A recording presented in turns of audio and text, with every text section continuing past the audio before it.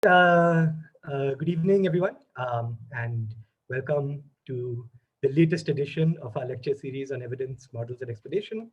And we're very excited to have with us today Mazviita Chirimuuta from the University of Edinburgh. She is a philosopher of science and a neuroscientist, and also works on the history of science. And I believe today we're going to see a talk that inhabits the intersection of all three of those interests, where she'll be talking about certain philosophical lessons one can draw from the history of neuroscience. So I will let her begin the talk, and we'll have the question and answer session after she's done. Go ahead. Yeah, thank you very much for the introduction and for inviting me to join your lecture series. It's really nice to have the chance to present this work. So it's actually the first presentation that I'm giving of a chapter that I'm working on for the book project that I currently have, which is called How to Simplify the Brain. And it's looking at practices of abstraction and idealization in neuroscience.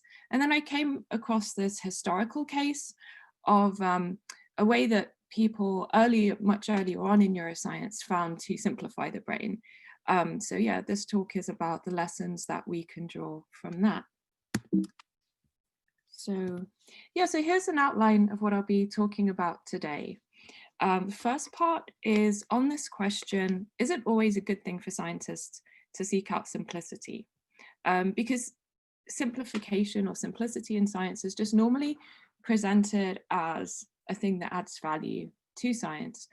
And I think my case shows that this isn't always what happens. Like sometimes simplicity can be misleading. So I think that's just an interesting thing to keep in mind. So yeah, after laying out what the broad question is, I'll go through the details of the case study. So this is more of the just historical details that I'll be presenting. Not too much detail, but if you want to see more of the quotations and nuts and bolts of the material, I circulated the draft paper already, so feel free to look to that for more of the references and historical content. I'll also be talking in section 3 of the talk about criticisms of the reflex theory that came from other neuroscientists, psychologists, philosophers who were working at the same time in the early 20th century. And I think those are important views to reflect on. And in the fourth part of the talk, I'll give my own analysis of what I think the issues were at stake in this case. And perhaps we can also talk in the discussion about the lessons that we could draw for contemporary science and philosophy of science. Right, so this thing about querying the goal of simplicity is, well, it's often, taken as an article of faith that scientists should seek simplicity. And I have on this slide a quotation from Albert Einstein, which I just found on the internet. Someone had done it up as a little meme where Einstein writes, "I have a deep faith that the principle of the universe will be beautiful and simple." So I'm not going to be talking about the aesthetics today, but often beauty and simplicity goes together. And it's interesting that it's, presented as an article of faith, but often, science is not supposed to be about articles of faith, but about evidence. So like, what evidence do we really have that simplicity in science is a good thing? So I'm presenting this more negative take on, at least in this example. And I'm worried about oversimplification. So is it that sometimes scientists are so drawn by the goal of finding simple truths in nature that they oversimplify their models and theories and therefore get nature wrong? What I call this negative Whig manoeuvre is positive, normally Whig history is referred to as this approach to the history of science, where you're looking for past cases in science to show how we got to the truths that people take for granted today. What I'm doing here is looking to the past record of science for cautionary tales, examples of places where the scientific method has gone wrong. And in particular, I'm looking to see whether the inaptness of the simplifying assumptions made by these researchers led to the retrospective lack of success of the research. So the branch of science that I'm looking at, the reflex theory, is not now considered to be particularly successful. So I'm looking for like simplification gone wrong. And this is in contrast to much of the work that goes on in philosophy of science today, which is on abstraction and idealization. And it looks at cases which are prima facie successful science. So it normally presents simplification or abstraction in a good light. But I think it's an open question whether in the historical record, whether simpler theories have turned out to be better, whether simpler models have always turned out to be more fruitful. And yeah, maybe there will be lessons for contemporary science. Right, so just to give a brief introduction to the reflex theory, this is a quotation from a book by psychologist Franklin Fearing that was published in 1930. So it was in that phase where probably the reflex theory was on its descendancy, but still a dominant theory in neuroscience and the behavioral sciences. So Fearing in this book is fairly critical of the reflex theory, but one of the things that he notes is its dominance in his time. So Fearing writes that for those sciences which are primarily devoted to the study of integrated responses of living organisms, the concept of reflex action has played in the 19th and first 25 years of the 20th century a dominating role, comparable perhaps to the influence of the Newtonian hypotheses in physics. So what struck me when I read this was that, you know, unlike Newton's mechanics, which people say is false in comparison to Einstein's physics, the reflex theory, so Newton's mechanics is still taught in school, it's still there in textbook physics, but the reflex theory is no longer textbook science. Neuroscientists in their training will not encounter the reflex theory. Hello? Hi. Oh, I just had some noise coming on. I hope that's... Yeah, sorry about that. I think that was just there. Yeah, go ahead. Oh, okay, yeah. I didn't know if someone wanted to stop me or like if anyone does want to stop me as I go along to ask a question or clarification, if you raise your hand, then I can see that on Zoom and I'm happy to take questions along the way. Yeah, so the reflex theory is proposed that we can understand all of the operations of the nervous system and the behavioral actions of the nervous system in terms of the model of the reflex.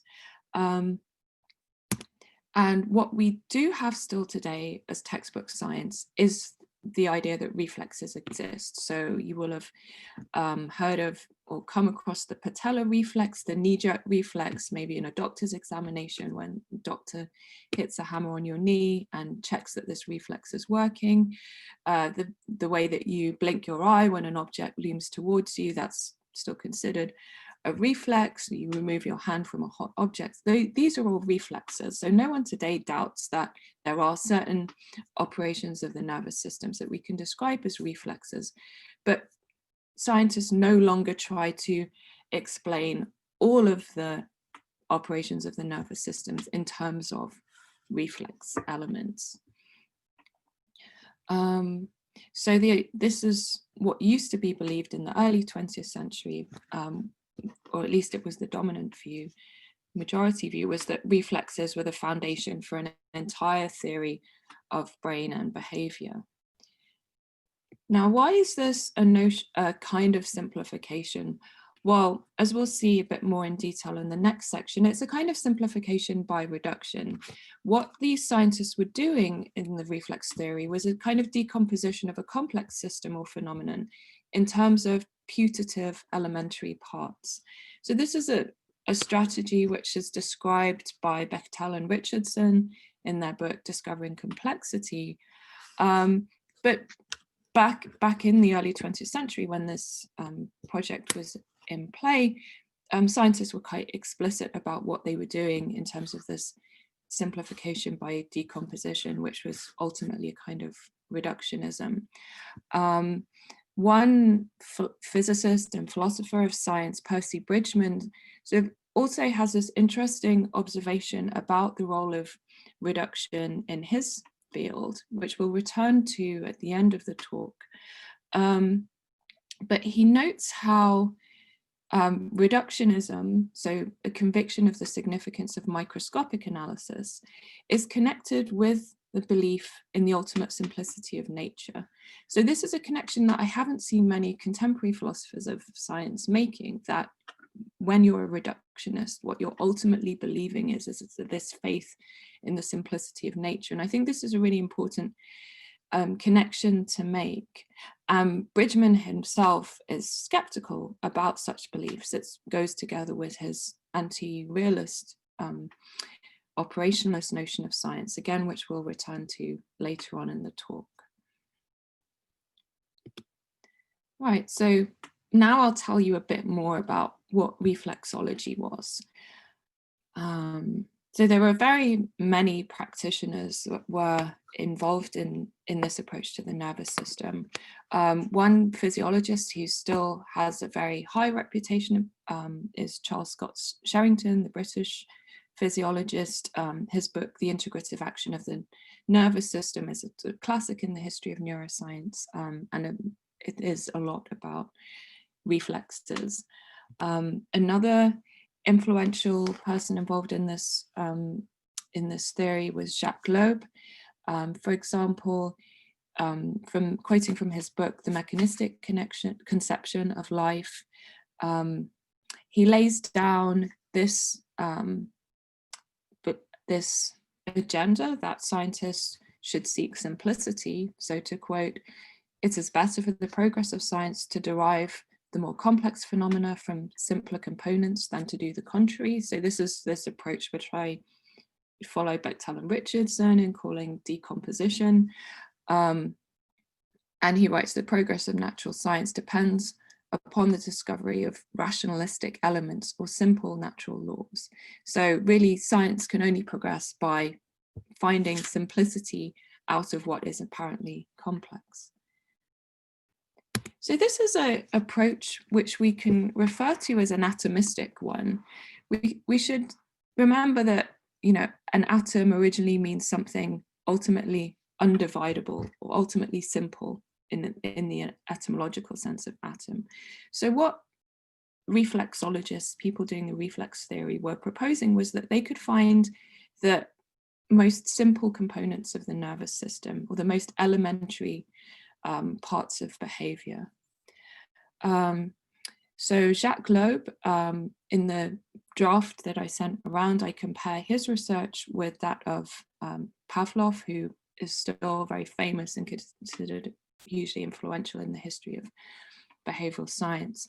But to say a bit more about their research projects here, so Loeb mostly worked on the physiology of invertebrates, whereas Pavlov worked on, famously, on learning in dogs. So both envisaged that the concept of the reflex could be the basis of this integrated and complete explanation of brain, nervous system, and behavior. Another thing that they had in common was that they sought to model biology and psychology on the physical sciences, which in particular meant for them applying the analytical methods of mechanics to the animal.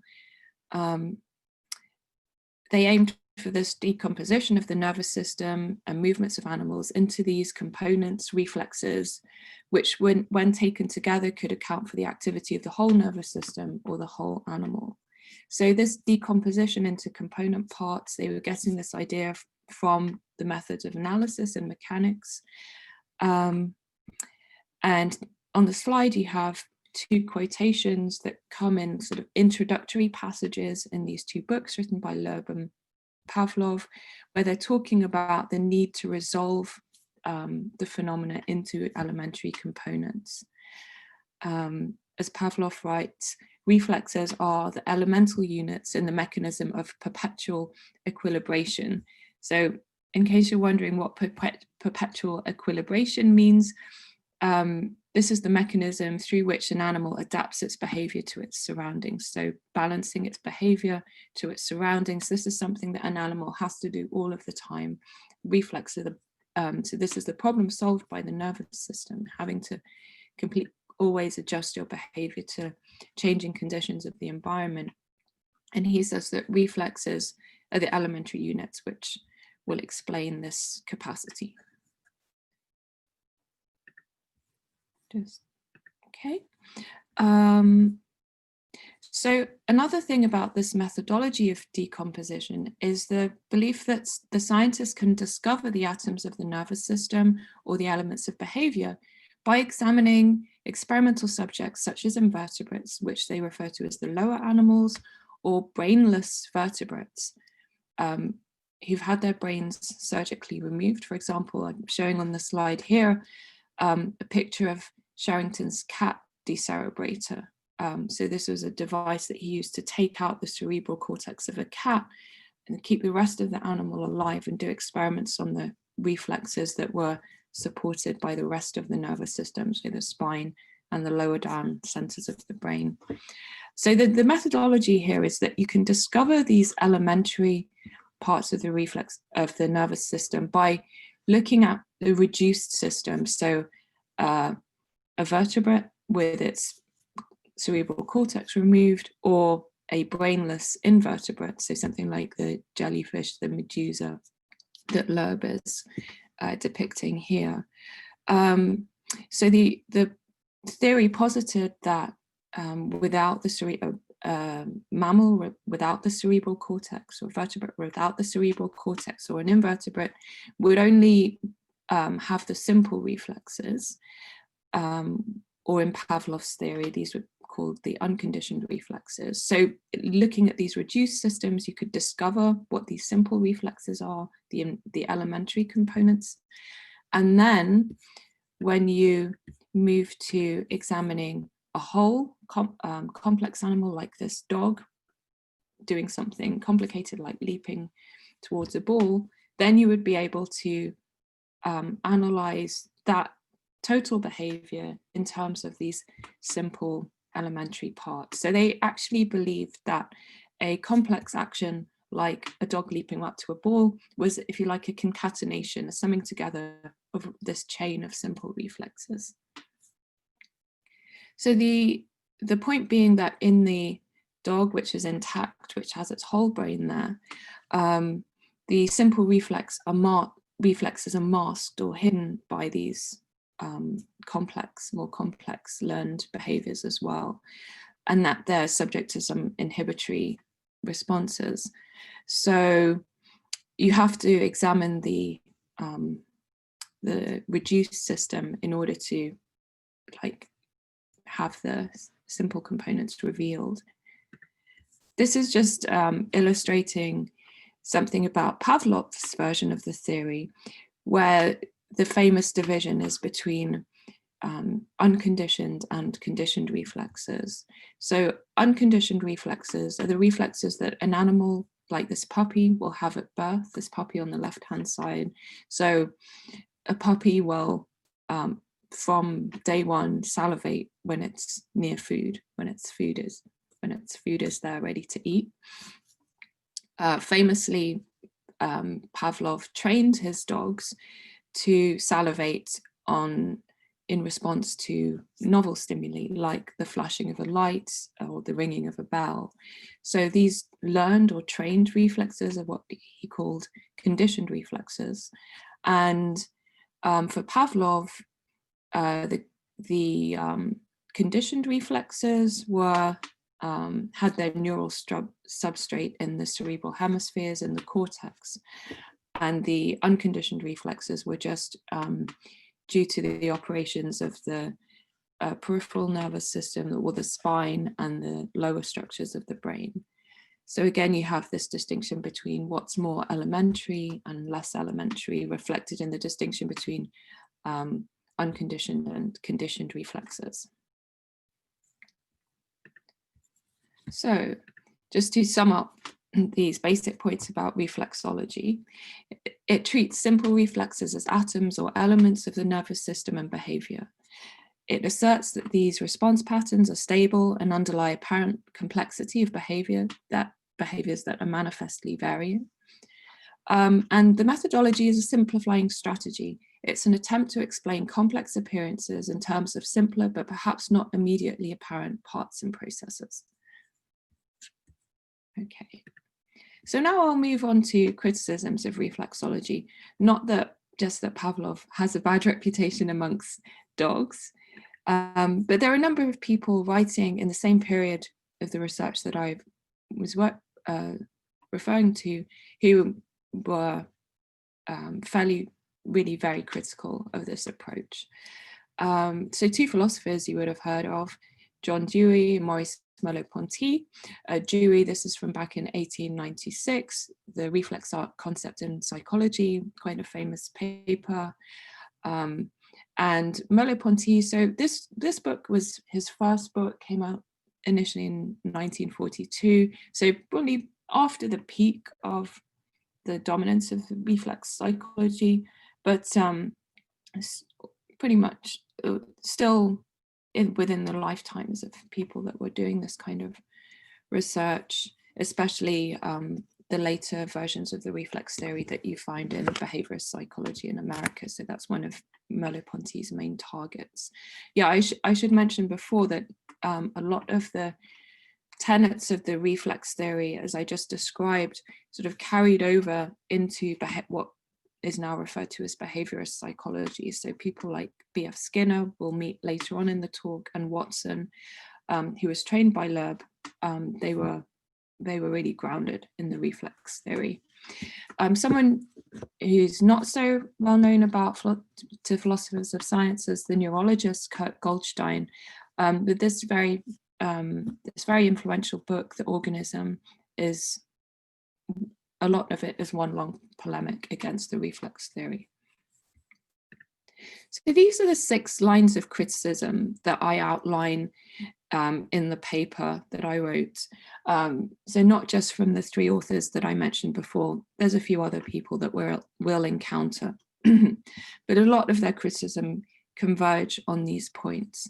So the first, and I'll go through a bit more in detail in a moment. So firstly, the lack of stability of reflexes, the ad hocness of assumptions that are added to save the theory, the skepticism that complex behavioral phenomena can be explained in terms of simple reflexes, people querying this extrapolation from peripheral neurophysiology to physiology of the brain, worries about lack of ecological validity, and the lack of the validity of the notion of the simple reflex, even when it's construed as an abstraction. So it's interesting, we'll see that some of the practitioners of reflexology sort of refer to it as an artificial abstraction, but they say it's a useful one.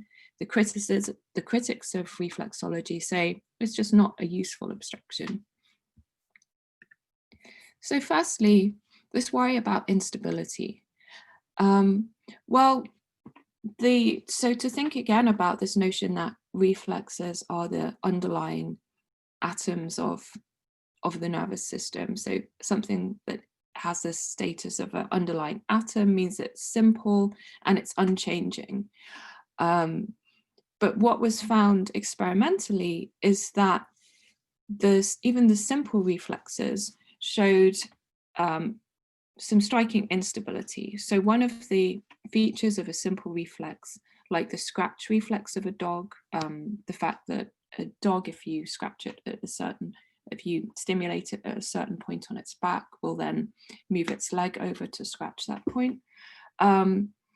So what is described in the image in the left-hand side is that what Sherrington calls the receptive field of the scratch reflex will shift around on the dog's back. So the point on the dog's back, which will elicit the scratch reflex, changes, can be from day to day. It can be depending on the position of the rest of the dog's body, things like that. So the point just being that it's an expectation of the reflex theory that these simple reflexes should be the most stable features of behavior. But actually they're not. They show this problematic variability. So in order to account for this discrepancy between the tenets of the theory of the reflexes and then what's happening actually in the observed phenomena, people added some ad hoc postulates to the theory. So when a usual stimulus fails to elicit an expected reflex, it's posited that a process of inhibition has been activated, preventing the response. But the critics of this maneuver, like Goldstein, just worry that there isn't independent evidence for the inhibitory mechanism being established. So it's that inhibition is merely being posited in order to save the theory, rather than independent evidence being gathered for it. And he lists, Goldstein, a bunch of different hypothetical factors which he encountered in the literature, such as inhibition, facilitation, neural switching or shunting of different kinds, etc., etc. You can read through the list yourselves. So this is generally something that is worried about in scientific methodology when a theory gets burdened down with things like epicycles, which just seem to be added in an ad hoc way to save the theory, but without independent evidence. And this seemed to be going on with the reflex theory. Goldstein also worried that it was actually impossible to do this deduction of the complex from the simple responses. So in this passage here, he's referring to the first point I mentioned about the instability of the supposedly simple reflexes. So he's saying they're not actually more stable. He makes the claim that what's classified as a complex response is often more stable if you consider the action of the organism in its normal environment. So his own methodology was very much emphasizing the need to understand the organism in a natural context. And his idea was that if you understand what behaviors are necessary and adaptive for the organism and the situations in which those arise, you will see that those behaviors, even if they are apparently more complex, will be more stable than these simple reflexes, which he tends to take to be just artifacts of the experimental conditions and basically unnatural. That's how he considers the simple reflexes. Yes, and next onto the dubious extrapolation. So what these pictures on this slide show is a posit of the reflex theory, which is that you can describe what's going on inside the brain, inside the cortex, as a more elaborate version of a peripheral reflex. So this image is from William James's Principles of Psychology, and he's not really advocating this scheme so much as reporting it, because it's basically a textbook. So James calls this the Maynard scheme. So what you see on the left-hand side is a baby who has this reflexive action to point his finger towards the candle, but then of course when he feels the burning, the baby will move his finger away. So these are two unlearned reflexes that the baby has, both to grab an attracting object and to withdraw the hand because of the pain. On the right-hand side, you'll see that there are these additional reflex connections that are drawn inside the top of the baby's head, so representing additional connections which are learned, and the substrate for this is in the cerebral cortex. The point being that from the experience of seeing the flame and then feeling the pain and having to withdraw the hand, the baby will learn a new association between the candle and pain, and therefore not just keep on performing that first action of grabbing the flame. So that is the standard picture from the reflex theory, that what's going on inside the cerebral cortex is just a more elaborate version of what's going on in the peripheral nervous system, which are these chains of reflex associations. By 1915, example is one psychologist called Hoff. People are worried that this extrapolation is just not really justified. So Hoff writes, we trace the way in and the way out. We see that the connection between the afferent, so that's the sensory nerve, and the efferent, the motor nerve, is there in the cortex. But he wonders what takes place in the cortex. Is it nothing other than the typical reflex, which is there in the peripheral nervous system, raised to this more higher level of complexity? People are just assuming that, but Hoff doesn't feel certain of it anymore. Okay, so the next point is about the lack of ecological validity. So this slide is illustrating some of the methods and ideas from the reflex theory. So this on the left-hand side is an illustration of Pavlov's experimental setup. So what you see there is a dog sort of in this harness, which is keeping the body in a very fixed position. The dog's not able to move around just as he wishes. You can see the device connected up to his mouth, which is collecting the drops of saliva, which is the thing that they are measuring to find out the strength of the conditioned reflex. There's this observation screen in front of the dog. It's depicted as a one-way mirror there because Pavlov found that the conditioning experiment wouldn't work if the psychologist was in the same room as the dog. That added too much stimulation and variability. So the dog had to be in complete isolation, not only from other animals, but from the psychologist. And they had to soundproof the room because any extraneous noise would also cause additional stimuli that the dog would maybe respond to or not, and this would also interfere with the conditioning experiment.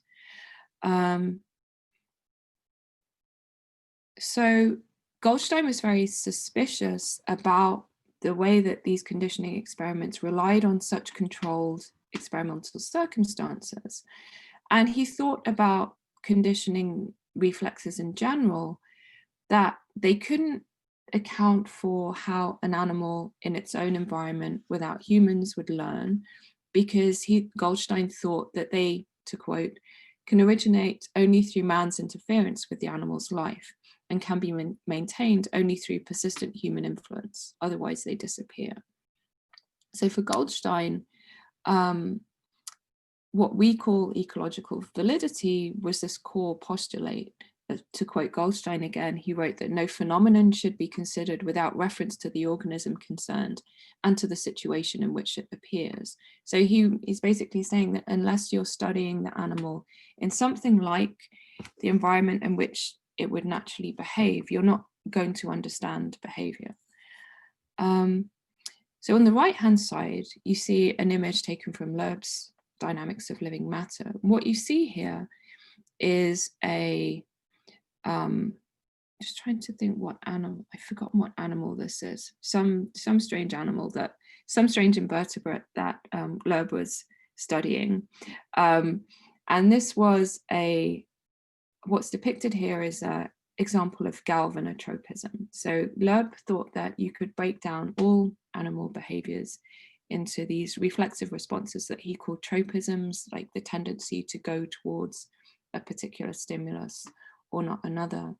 And galvanotropism was the tendency to move towards a particular polarity of an electric current. So that's the plus and minus in this image there, and you can see the animal is moving one direction towards the positive side.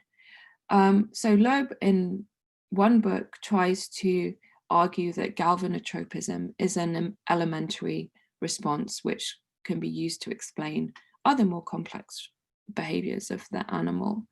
And one critic of this work, called Herbert Spencer Jennings, who was another zoologist and actually a former student of John Dewey, he says that it's ridiculous to think that galvanotropism has any basic explanatory potential just because these electric fields would not appear in the natural environment of the organism. So they must be just irrelevant to explaining behavior of creatures like this. Okay, and now to the last of these critical points, which is the idea that the simple reflex is not a useful abstraction. So I'll just give you a quotation from the positive side from Sherrington here, where he writes, "A simple reflex is probably a purely abstract conception, but the simple reflex is a convenient, if not a probable fiction." So he's acknowledging that, yeah, maybe the simple reflex as described in the theory does not strictly speaking exist. Just in the way that, you know, a frictionless plane does not strictly speaking exist. But he's saying that reflexes of various degrees of complexity, they do exist, and it's helpful to analyze complex reflexes in terms of the simpler ones, treating the, yes, and it's, yeah, so you can read the rest of the quotation for yourselves there. But anyway, I think it's what struck me when I first encountered this passage was just how similar Sherrington's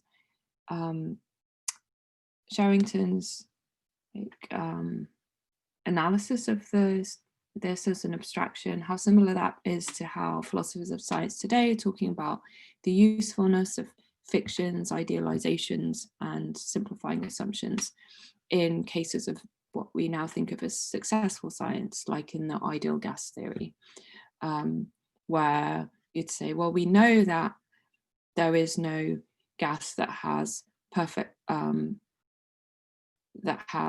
you know, made up of point-like particles which collide in perfectly elastic ways, but it's extremely useful to think of them in that way. So it seems like Sherrington is just making a similar claim. But one person that takes issue with this construal of the simple reflex is Merleau-Ponty. So this is one of a number of passages where Merleau-Ponty is referring to Sherrington's claim here. And if you read the draft paper I circulated, I give some longer quotations there. It's not the easiest bit of the text to figure out what Merleau-Ponty's criticism is, but I think the main point here is to say that Merleau-Ponty is just pointing out that the simple reflex is not an abstraction in the way that a ideal gas is an abstraction, because it is actually a phenomenon that can be observed, but only in very controlled experimental conditions. So he's saying it's no less concrete than the simple reflex is no less concrete than any of the other behaviors that an animal will do. So it's almost to say that it's a category mistake to call it an abstraction. And then Merleau-Ponty is also casting doubt on the ability of this positing of simple reflexes to do the explanatory work that Sherrington wants it to do. So explaining all of the integration that the nervous system makes possible. By integration, we could call it now coordination of the different components of an animal's behavioral repertoire such that it's adaptive and coherent. So I'll now go on to the final part of the talk, where so we've seen what the reflex theory was. I hope that was clear enough. Again, just feel free to raise your hands if there are any details here that you'd like some more elaboration on for the purposes of just going through the philosophy next. But anyway, we've seen the positive side, what the reflex theory was. We've looked at criticisms that were made by contemporaries of the reflexologist. So in this part of the talk, I'm going to give my own assessment of what I think was at stake in this debate. And in this assessment, I was quite inspired by this book by the historian of science, Philip Pauly, that came out in about 1990, which is a monograph study of the life and work of Jacques Loeb. It's called Controlling Life. And it really emphasizes how Loeb's work, and this is part of his version of the reflex theory as well, was an engineering approach to biology. And I think that's really important for understanding what's going on in this debate. So I'll say more about that as we go along. Right, so in my exposition of the reflex theory, it focused on Ivan Pavlov and Jacques Loeb. What's interesting, an interesting difference between the two of those that I didn't mention before is that Pavlov is very much a realist when it comes his interpretation of his theory. So he thinks of conditioned and unconditioned reflexes as really existing in the nervous system of the animals that he studies. And he thinks of the task of science in general is to provide a realistic description of systems in nature. Loeb, in contrast, is very much influenced by the work of Ernst Mach. So he really takes up the instrumentalist mantle. So the task of science is not to just describe nature as accurately as possible, but to find useful means of controlling nature, finding ways to help humans with particular tasks. So this connects to what I just said about the engineering approach, right?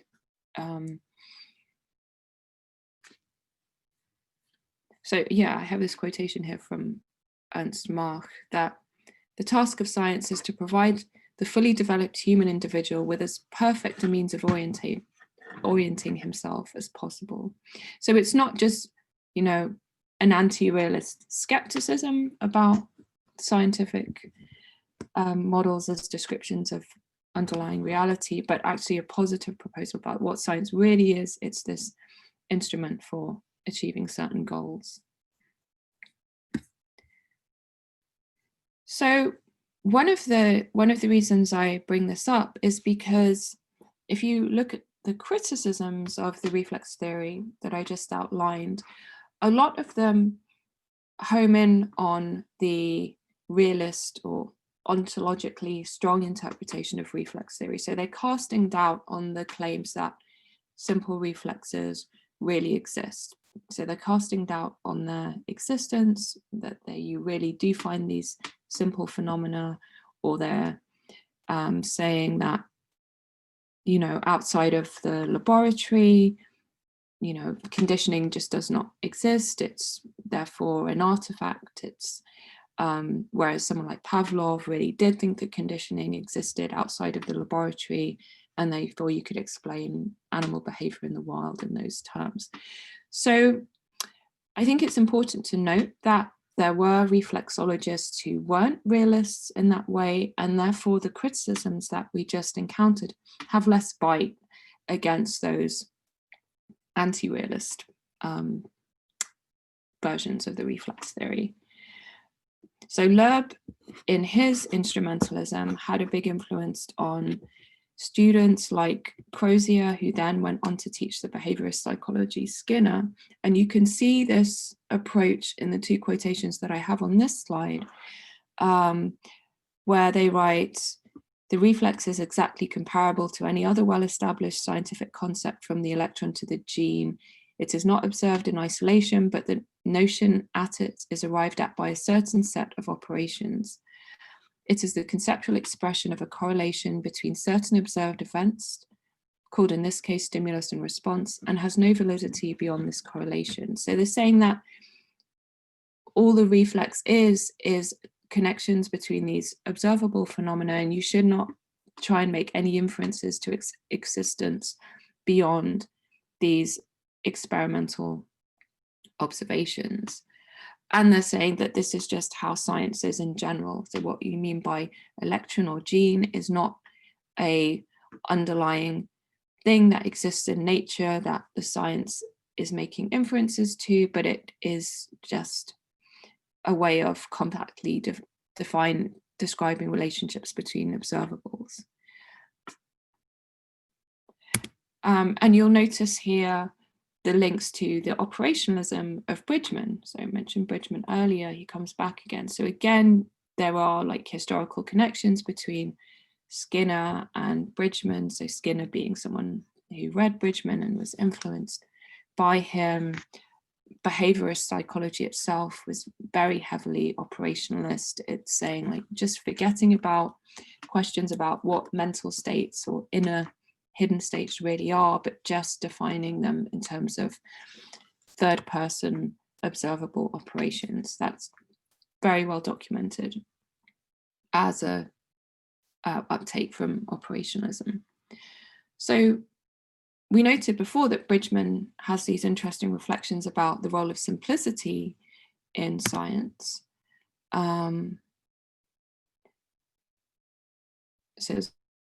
what we quoted before, that there's this link between reductionism and belief in the simplicity of nature. And this quotation goes on, as he says, we may properly grant to the convictions of this sort pragmatic value in suggesting new correlations and experiments, but the recognition of the number of empirical bases of all physics will not allow us to go further. So he says that, you know, he says that this belief in the simplicity of nature is useful insofar as it leads you to do certain experiments in which you manage to perform simplifying decompositions. But he says you should go no further than that into beliefs into the underlying simplicity of nature or belief in these putative elements. So this simplicity, this idea of the simplicity of nature has no more than pragmatic status for Bridgman. And similarly, he also writes, it is certainly very much easier to handle a system physically if the total action can be built up from that of its parts, because the analysis which establishes the connection between the elements is easier to perform. So note, this is a physics methodology of like analyzing the system into its parts and then building up the phenomenon from parts to the whole again. Bridgman is talking about this methodology as pragmatically useful. But he also notes that because these kinds of explanations are easy to do when you can do them, there's a tendency to give them disproportionate importance. So there's a tendency to say that, well, all of nature is just the sum of an aggregate of these simple parts. But he's saying that belief is just a reflection of what's easier for the scientists to do. They're giving it disproportionate importance. We shouldn't make any assumptions about the metaphysics of nature on the basis of the success of analytical methods in mechanics or now elsewhere in different branches of science. So what I'm saying is that if you take on board the operationalist and instrumentalist background to this American tradition of reflexology, the work of Loeb and Skinner, you can see that a lot of the criticisms of the reflex theory sort of lose some of their bite, because these scientists were not claiming that the reflexes that they were working with were like discoveries of the underlying simples of nature, but really they were self-consciously realizing that what they were doing was creating simplicity by using these specific experimental techniques. So Skinner famously had the Skinner box. It was this really plain box that an animal would go in and peck at certain stimuli and get certain responses and used for conditioning experiments. It would be nothing like an animal's actual environment. But for Skinner, that wasn't an issue, just because all he was doing with this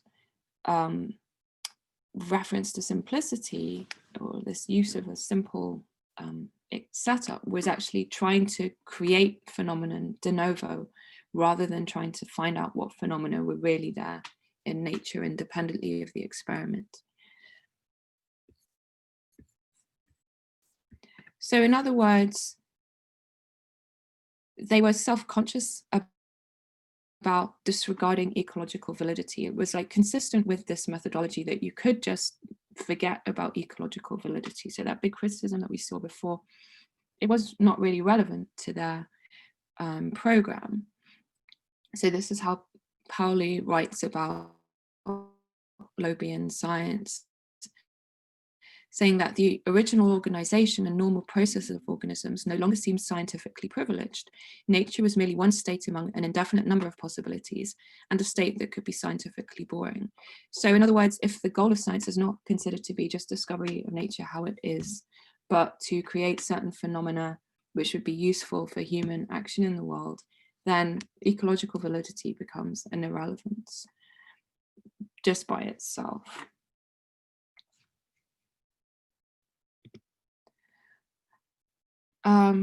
But I think there is still a legitimate criticism to be made of this program here, which is that the ambitions of behaviorist psychology and the reflex theory behind it didn't stop at just creating artificial phenomena in the lab.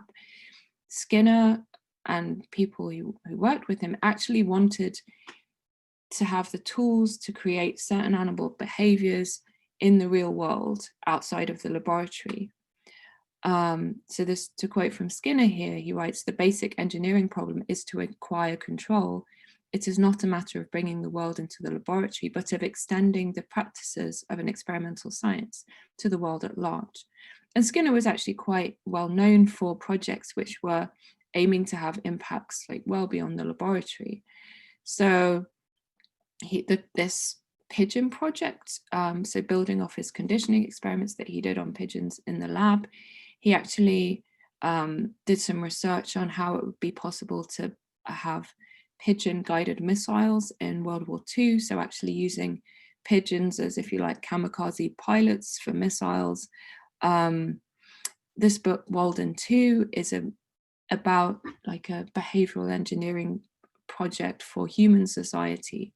So the point just being that it's obvious that the ambitions for behaviorism like stretched to saying that this theory had the ability to generate effects beyond the laboratory, beyond the most tightly controlled conditions.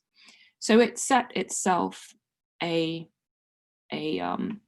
goal for success, which was like effectiveness in the real world. And then what you find is that in the real world, it did not meet its own goal for success. So there's this really interesting case of two students of Skinner, a husband and wife team, Keller and Marion Breland, who trained in behaviorist psychology with Skinner, and then they decided to set up a business where you could, the idea of the business was that any animal behavior that people wanted to condition into something like a rabbit playing the piano or a chicken doing a dance, so lots of novelty behaviors, but maybe some more like practically motivated ones. They had this idea that they could have a business where you bring them an animal, they would condition the whatever behavior you want. And what they found was that there were all kinds of ways that instinctive behaviors of the animals would overwrite the conditioning that the psychologists were trying to instill, so that they were always fighting against instincts, and also the way that the surroundings of the animal would affect the animal in ways that were unpredictable if you just looked from the reflex point of view, but actually would make more sense if you considered ecology and ethology and the natural behavior of an animal in its environment. So they end up with a view making a point which will remind us of what Goldstein said, was that you cannot adequately understand and therefore predict and control an animal's behavior without knowledge of its evolutionary history and ecological niche. So the bottom line here, and this is nearly at the end, is that this program of reflex theory and then behaviorism couldn't meet its own engineering goals without attending to how organisms functioned outside of the constrained lab conditions. So its tenets of the reflex theory, even if we construe them in this maximally charitable way of not about finding simples in nature, but just achieving simplification, actually turned out not to be as useful as the reflexologist had themselves thought. And I'll end there. I'm happy to take your questions. Thank you.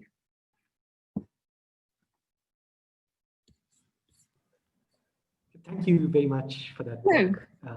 Sure. And yeah, so I will open the floor up to questions now. Just to remind you, if you would like to ask a question, please raise your hand in Zoom. If you're not sure how to do that, you do that through the participant window. You go to your participant window. At the bottom, there's a raise hand function. Please raise your hand. I would request that you restrict yourself to one question at a time.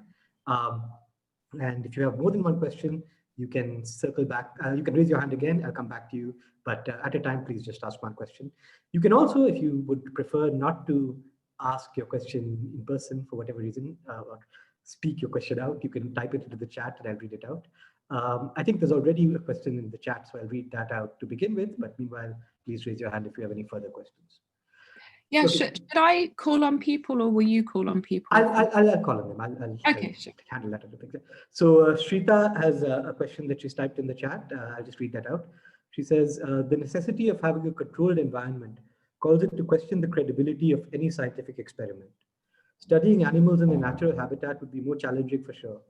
But what implication does reflex theory hold for human behavior when explaining psychological anchors such as anxiety and panic attack?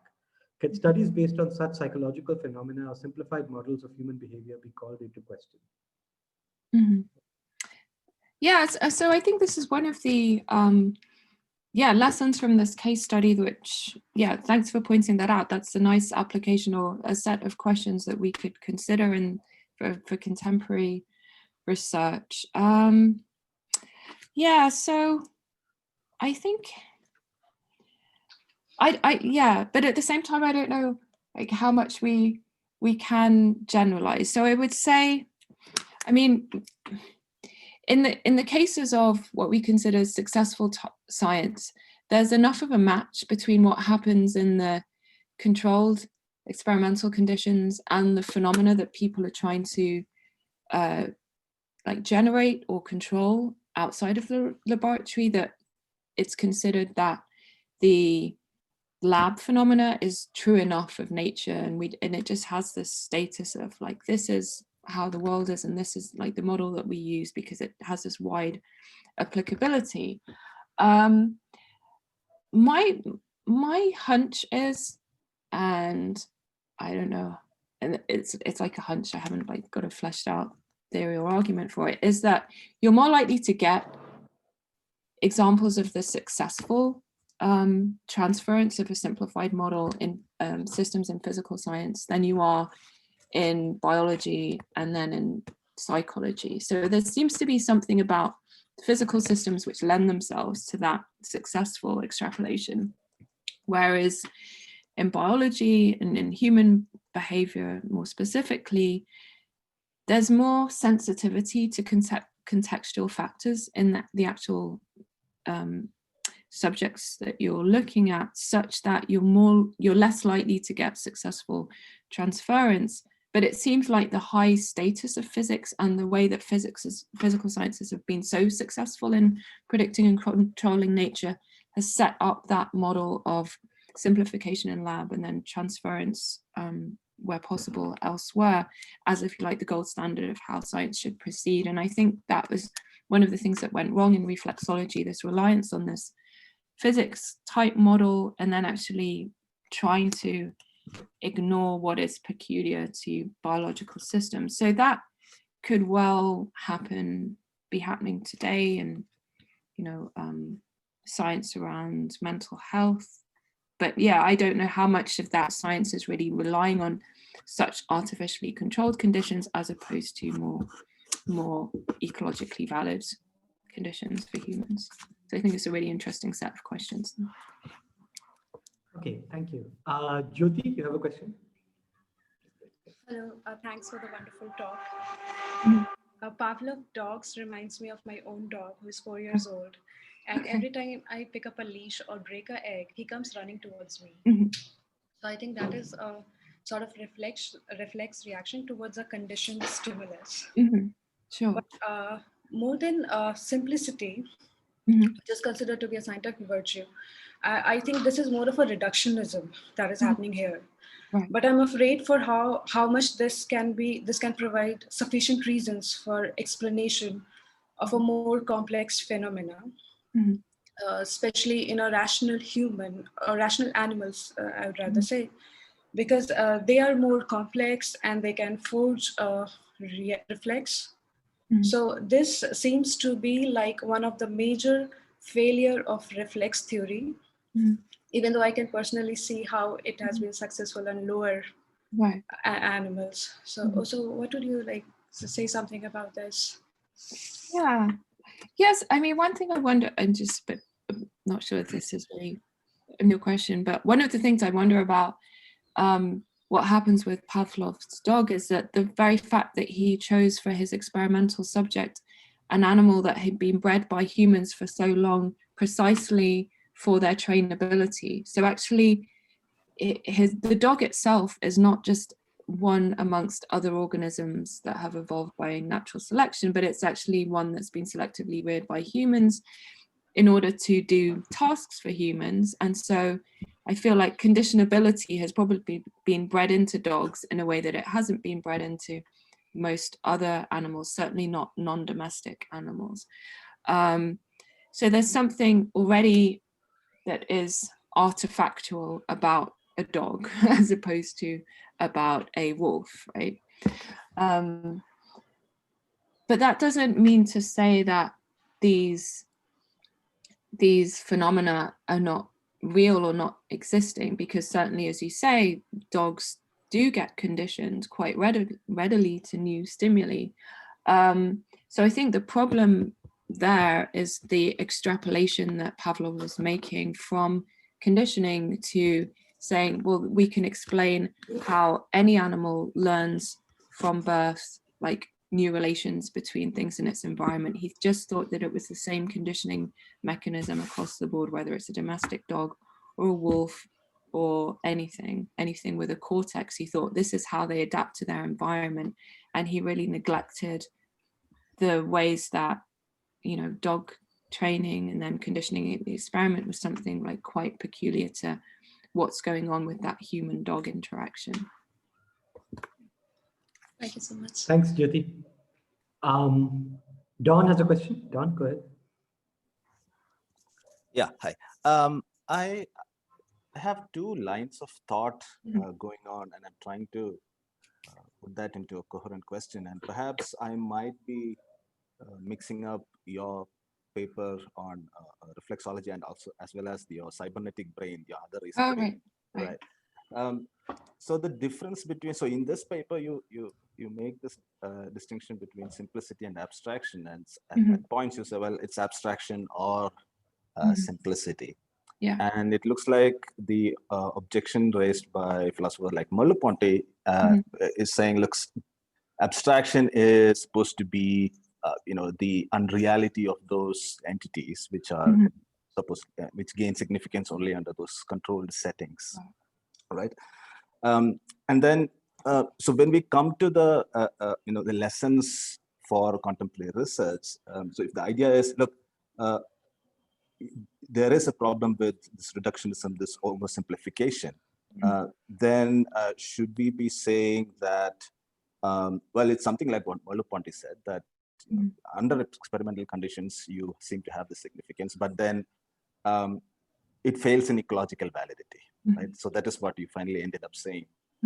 And I think in your other paper, your line of argument was, look, you're taking a difference, the stance is different from the 4E cognition perspective, right? You're saying, look, they had their own arguments against why computationalism forgets to include the embeddedness and everything. So is it right to say that the failing of ecological validity,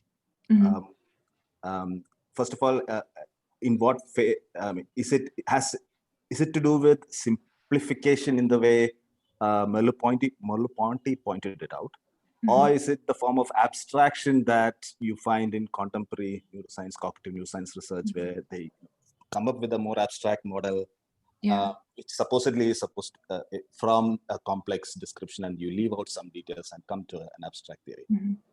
And so in this paper, is it, I mean, I got the feel that you are sort of saying that this critique, because it fails in ecological validity, am I right to think that you are on the side of the forecognition? That sort of objection to computationalism.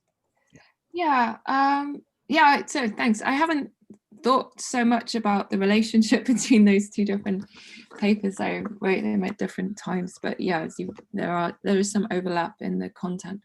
So just to explain why I use this term, rely on this term simplification more in this paper than abstraction, is that I didn't want the reader to be too focused on the relation between what the methods of the reflexologists and what is often discussed regarding abstraction and idealization in philosophy of science today, which is a lot around model building and the assumptions that go into models. And what I wanted to emphasize in this paper was this process of decomposition into elementary parts, right? Which is not what people think about normally with abstraction, but it is a kind of abstraction if you as long as you have the Sherrington kind of interpretation where you say that what we're doing here is decomposing into parts, but we're not necessarily believing in the reality of those parts, we're just positing them as fictional objects. So I just feel like this term simplification is more broad and all-encompassing, though there are definitely some elements of some parts of what the reflexologists were doing, which is clearly an abstraction kind of process of abstraction. So as to this question about whether I'm with the 4E tradition on this, so what I was saying in that other paper on computationalism was that when people in the 4E tradition just jump in and say, what computationalism misses out is embodiment and embeddedness of the mind, that's fine. But what they're forgetting from the original texts of people like Merleau-Ponty is that Merleau-Ponty's focus on embodiment and embeddedness was resting on a philosophy of science which was critical of abstractive methods, and it was critical of oversimplification. And I feel like just saying that, the mind is embodied and embedded doesn't go as far as it should if you forget about the philosophy of science behind that claim. So definitely the importance of ecological validity is a continual theme through this writing from Merleau-Ponty, and he was heavily influenced by Goldstein on that. Yeah. Okay, thanks, Don. That answers the question. Shinood, you have a question? Yeah, thanks a lot. That's quite interesting. So while reading the paper, you seem to try to mitigate the harsh criticism of reflexology. That is the impression I had. And in that direction, you made a distinction the engineering aspect to biology versus epistemic approach to biology via understanding. But one of the criticisms against reflexology, the first one, was that the results were unstable, stability issue. So I guess that it is kind of a replication right now. If that is true, then how does this engineering approach work with an unstable result? So I'm just curious to know that their responses to such a criticism. Yeah, so I think this is sort of a more fine-grained issue than I've looked at in the paper. So thanks for raising that. The instability. So I think that the engineering approach ultimately to succeed has to just keep finding out practices which will mitigate or remove instability. So what tends to go with this engineering approach in biology is to like use animals in experiments which are more and more inbred, so more and more uniform in their genetics, and like picking on strains of animals that their behavior is more and more stereotyped, so that you're trying to engineer out the instability or the variability that is there in nature by itself. So that's what the engineering approach would do. So this criticism that the simple responses are just not stable enough, I think that was more made against people who were just claiming, well, in nature by itself, without human engineering, you just find these simple responses and we use them to theorize behavior. And people like Goldstein were pointing out, no, that simplicity isn't just there in nature, but then if you take the engineering approach, you'll see, oh, well, if that stability isn't there, well, we'll try and manipulate things so that we get that stability. So by controlling the lab, but then also just, you know, trying to breed organisms that show more consistent results.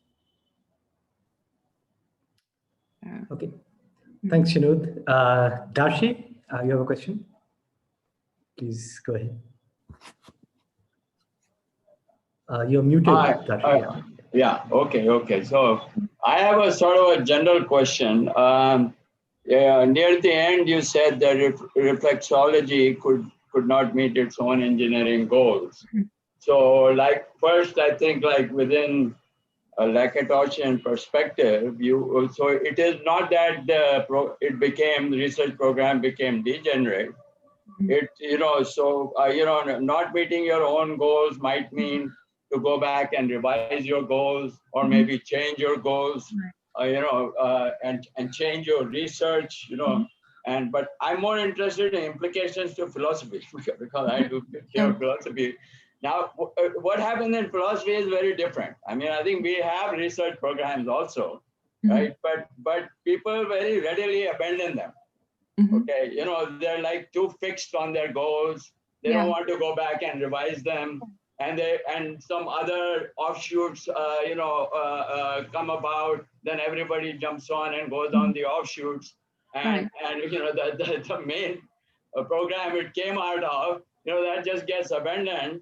And so that maybe we can learn something as to what to do, when you can't meet your own goals. Where do we go from that? What do you go from when you can't meet your own goals? Well, I mean, people should be willing to revise their core assumptions, but then often these are just so entrenched, they become entrenched into a whole worldview that people can't see otherwise. I mean, I would say in the case of behaviorism, you see examples of people like either revising their assumptions or digging in. So what the Brelands did was actually take these experiences with animals who they could not train in the way that Skinner had said they could be trained, and actually said, okay, well, we need to revise those assumptions. We need to realize that ethology, so study of behavior in natural environments, is really relevant to trying to get animals to behave in ways, even when you have just engineering goals. So they were willing to really reject the psychology that they'd been trained. And Skinner himself was just very upset that his students like turned on him. And to the end of his life, Skinner was just defending behaviorism as he'd always known it. I mean, surely the details changed along the way, but he did not divert from behaviorism. So even after Chomsky and the cognitive revolution, Skinner was still at the end of his life, like sticking up for behaviorism.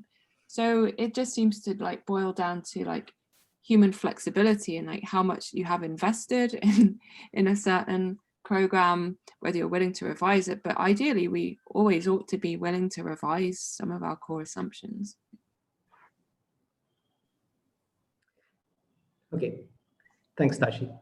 Since there aren't any other raised hands at the moment, I will take the opportunity to ask a question of my own. So actually I have a couple of questions, but I'll stick to the advice I gave at the beginning of this and ask them one at a time. Maybe I'm trying to extract more philosophy of science from this than you intended to be there, but it seemed to me that you were kind of suggesting at least an argument, okay, maybe kind of an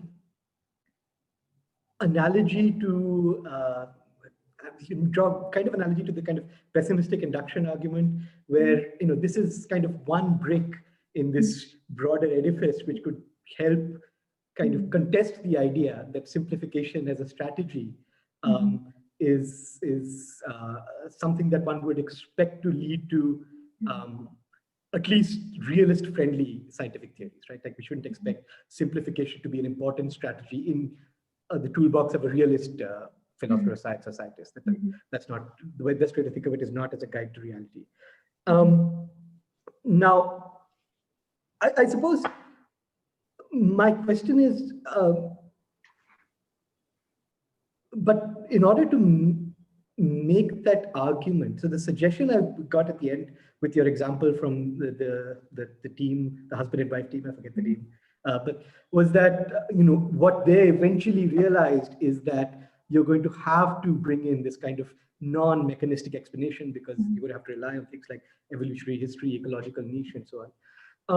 Now, I'm not very familiar with neuroscience or studies of the nervous system, but isn't it the case that even now, the kind of principal way people approach the analysis of the nervous system is still kind of broadly in line with the mechanistic understanding of how things work? And so wouldn't maybe someone was looking at that history, wouldn't the narrative just be that, well, they just had the wrong kind of simplification? It's not simplification that was the issue, but Well, yeah, I mean, to go back to the example that was raised in the question earlier, how people understand mental health today.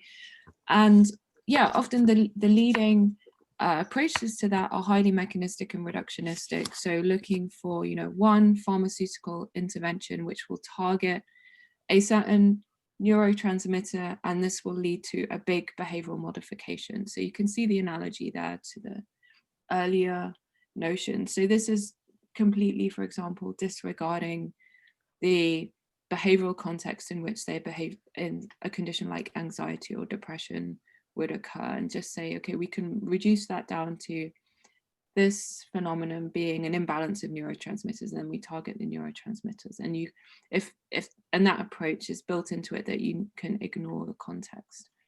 But I think the same criticisms about failure to live up to its own instrumentalist agenda arise in that it's clearly acknowledged that psychopharmaceuticals by themselves aren't as effective as they should be if this theory of, say, depression or anxiety is fully accurate, that actually you need behavioral interventions. You need to take into account people's context in which they live in order to properly explain these conditions. So you might ask, well, why have these reductionistic and simplifying and mechanistic strategies being repeated again and again, even despite past failures? I mean, I wonder again if it's a kind of physics-inspired ideology that people are in the grip of one successful model and want to keep duplicating it in the face of countervailing experience. Okay, all right, thanks.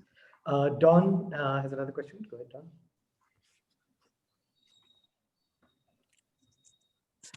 Yeah, since the reflex theory and your focus is for lessons for contemporary neuroscience, I was just wondering your thoughts about the new mechanism, because one of the, yesterday I looked at Craver's entry in Stanford entry where he says what mechanisms are not. Right. And he gives these nice clarifications. Well, mechanistic philosophy is not reductionist. It's not, right. It's not localized, and sort of gives a nice although complicated view of what mechanism is. So in that sense, whoever is looking at reflex theory and their reductionist program, which of course your argument was that, look, ultimately it didn't work for the aims that they themselves set out for themselves. But now we have new mechanists who don't have a reductionist aim, but still going ahead with more or less the same project, which is I think what Tarun was also pointing to. Does your project have anything to say about the new mechanist program? Sure. Yeah. So in these papers, I've been concentrating on like the mechanistic tenets in the science themselves. So I feel like what someone like Craver says as a philosopher is not the same thing as how the scientists themselves would pursue a mechanistic project. So in these examples I have today, the mechanistic approach very clearly goes with reductionism, whereas someone like Craver will say, well, you can have multi-level mechanisms, therefore I'm not a reductionist, even though I think the approach of like decomposition of mechanisms is still drawing from that reductionistic tradition. So I think it's harder to break with reductionism than someone like Craver admits, but that's another conversation. But then to your question about what the lessons would be for new mechanists today, so I feel like one of the challenges these kinds of cases raise are about just the suitability of this decomposition procedure for biological systems. So someone like Goldstein, his whole thing really is that, well, he's a holist about biology. So his whole thing is that you don't understand an organism unless you begin and end with the whole organism. You can study bits of it in isolation, and maybe that tells you something in some places, but ultimately the starting point and the goal of the research is the whole organism. And new mechanists are not holists in that way. They just don't believe that. They do think studying, decomposing into mechanisms, studying the parts, seeing how the mechanism is orchestrated together with the parts and its entities and activities, that's the way to explain organisms. So yeah, I think it would be interesting and useful to pitch a holist like Goldstein against a new mechanisist and see what happens. And certainly in the work of a contemporary philosopher of biology like John Dupre, he's much more similar to that old tradition of holism and organicism in biology than someone like Carl Craver. Okay, thank you, John. Jyoti, you have another question? Thanks. My next question is about like how this whole nervous system and physiology and behavior of whole organism, like whole range of complex behavior. For this whole range of complex behavior, the atomistic theory that is chosen is reflex theory, because that is something that seems to common to everyone. Like when somebody touches, like is about to touch a fire, they move their hand back. Right.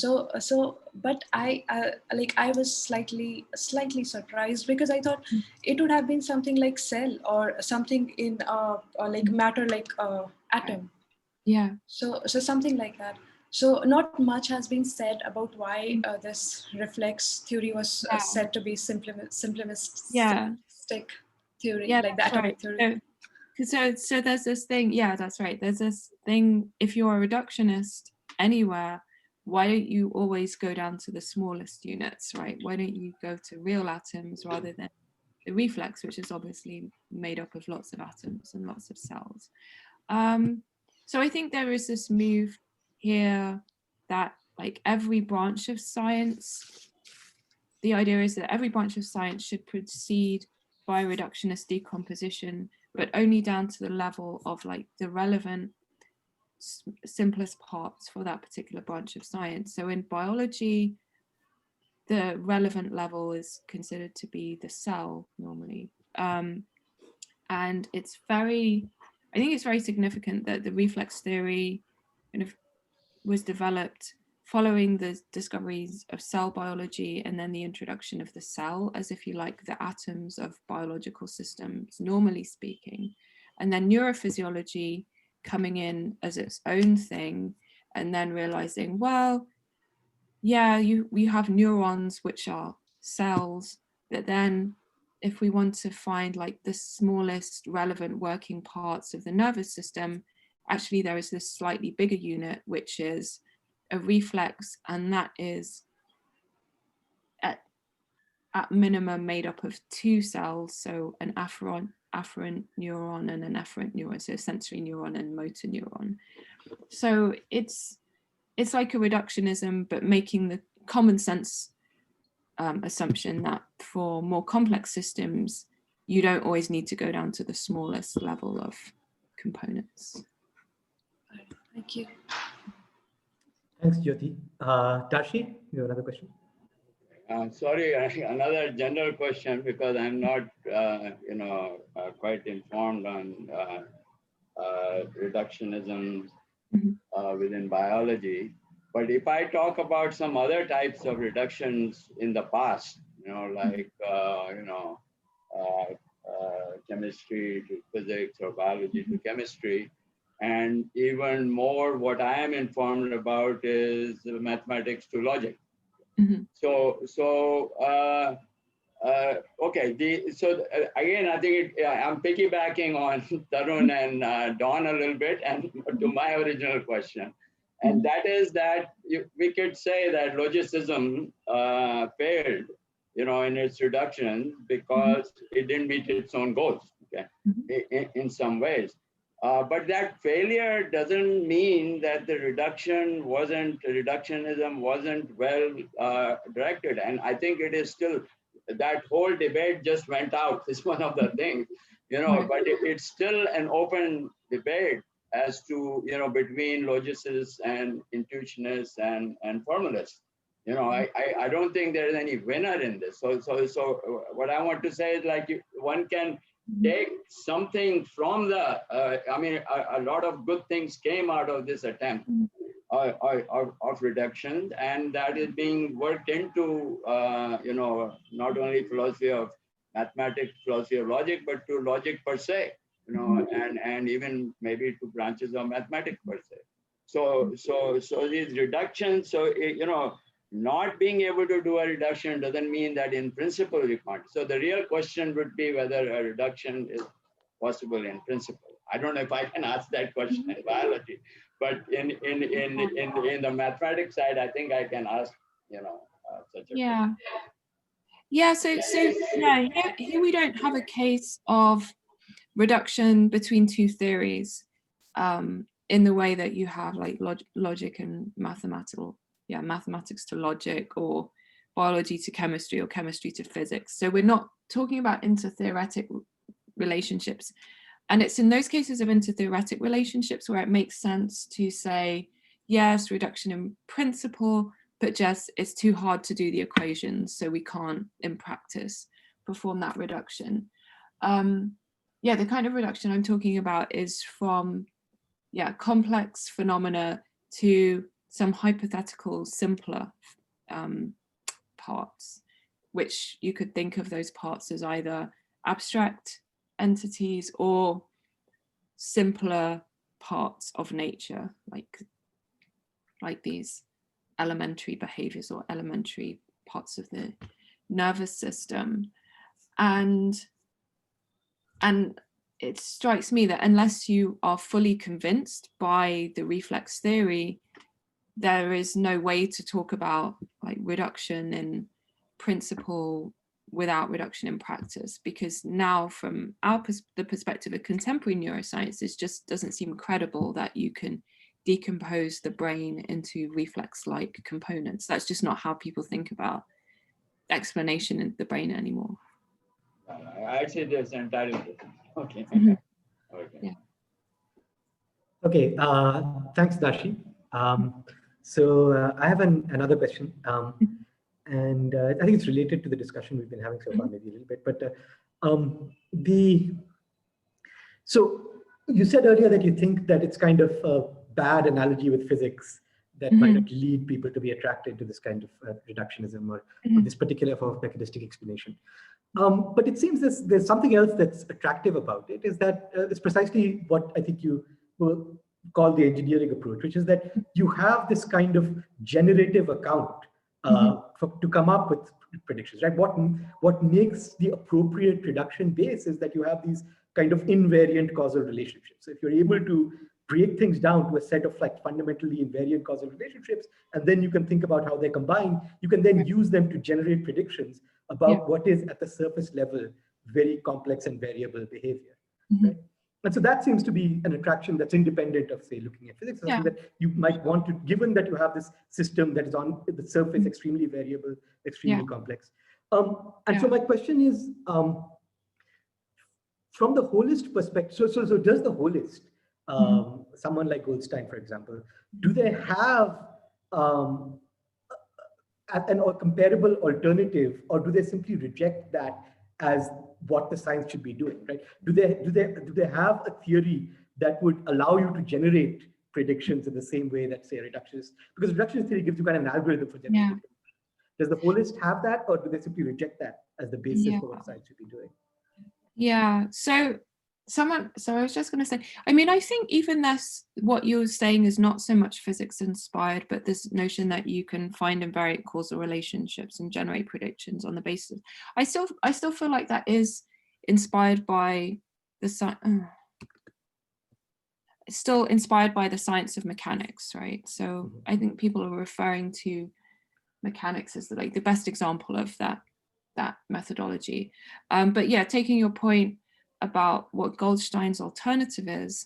So in terms of his actual practice, he was a neurologist. So he was proposing how you could develop therapies for brain injured patients. That's what he spent his experimental life doing. It was involved in brain injured patients, mostly First World War veterans. So he claims that his approach, in which you look at the whole person, look at how a brain injury, not just in terms of, oh, this is an injury to the visual center, so we only look for visual effects. He said, no, you have to look at the patient across the board in all aspects of their behavior, talk to them, think about all the other ways that this supposedly just visual defect will manifest itself, because he's starting with the assumption that in an organism like the human being, every phenomenon is connected with every other phenomenon. So one seemingly localized injury will have ramifications across the board from the patient's life. And he claims that looking at cases this way leads to greater therapeutic potential than in other ways.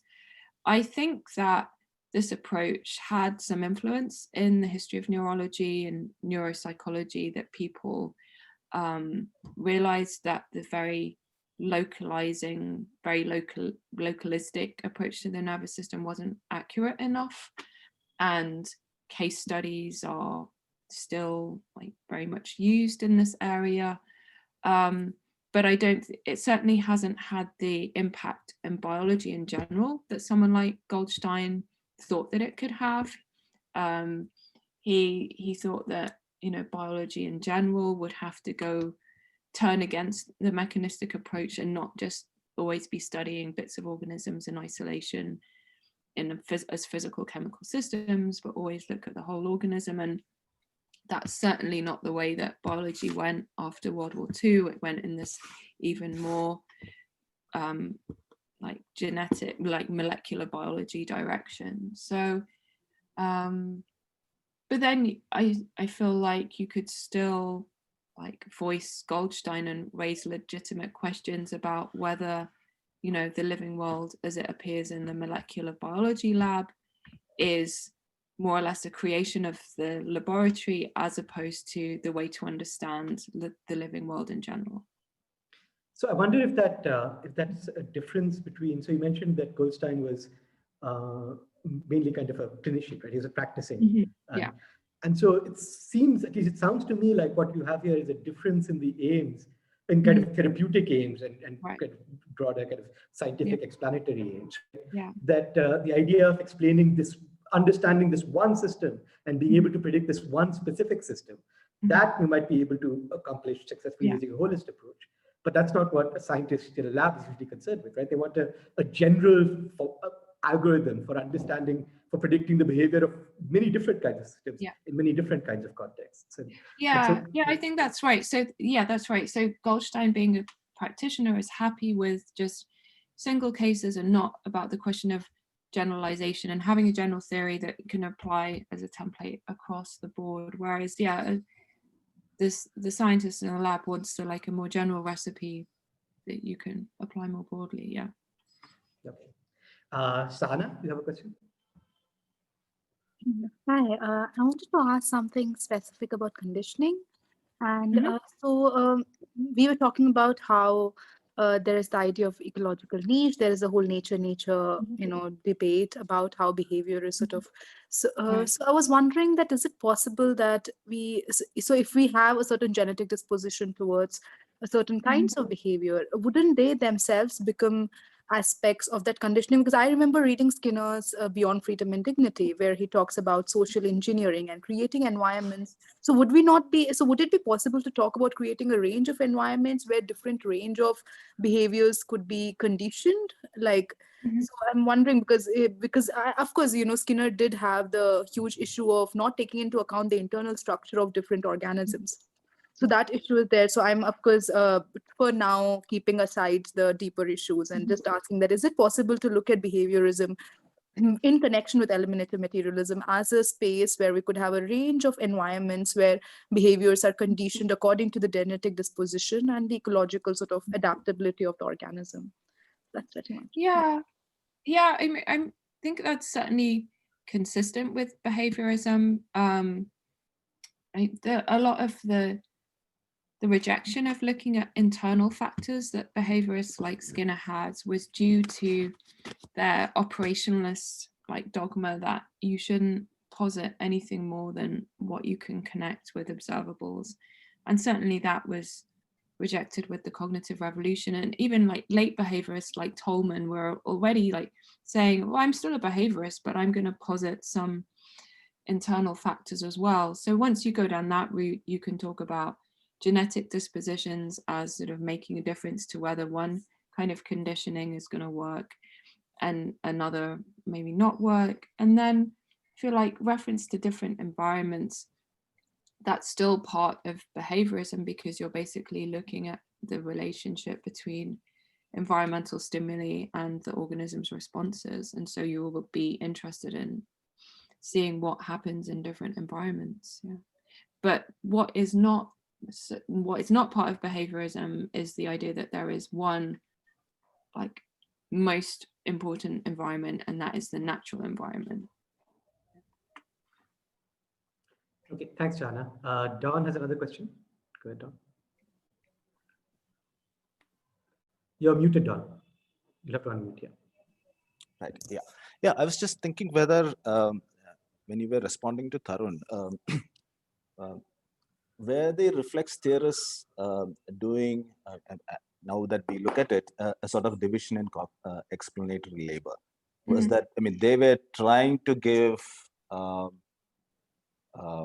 an explanation which is purely mechanistic, but then Goldstein saying, look, there is something non-causal. And here, I'm thinking about your paper on non-causal explanation, where you said, look, we could have the kind of non-causal explanation, which is not exactly the distinctively mathematical explanation that people like Mark Lang is talking about. Where if at all we want to use a framework like Woodward's, we could have a conception of a non-causal explanation, right? But then even Woodward's theory, even Woodward would call his notion of causality a very thin concept. So it does not capture the particularity. So it doesn't distinguish between causation as a pull or a causation as a push. So it is again leaving out those details. So even in that project, you have a certain kind of simplification going on. So that virtue of simplification, which is aiding, which was part of your argument in that paper, what was it that the reflex theorists missed out, which you found good in making that argument in that paper? Yeah, so again, these are papers that I've written a long way apart, so I hadn't thought about the connections between those. But what I would say, so someone like Goldstein, he is in this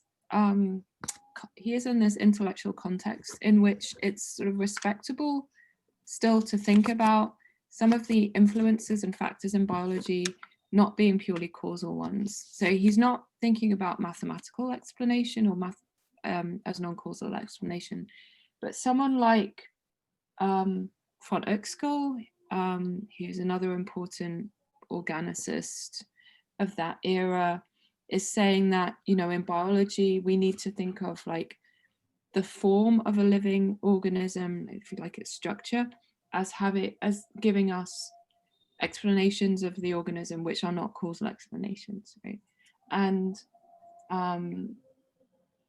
Goldstein's cousin is Ernst Cassirer, and if you look at his writings on biology, he's saying, referring to Goethe and saying, Goethe tells us that causal reasoning can lead us astray when we want to understand living systems, right? So I think that's a really interesting point, that there is a context here in which people are saying that in the living world, causation is not everything that we need to consider, which is actually a strange way to think about things like 100 years later in mainstream biology. So to talk about what are the things that causal explanation misses out, it's stuff that is pointing to, it's something about how what it's trying to get at is the way that living systems are, if you like, globally organized towards a certain functioning of the whole. And what people are saying is that if causal explanations is everything, then just looking at the parts in minute detail, you would be able to build up a causal explanation of all of the living phenomena.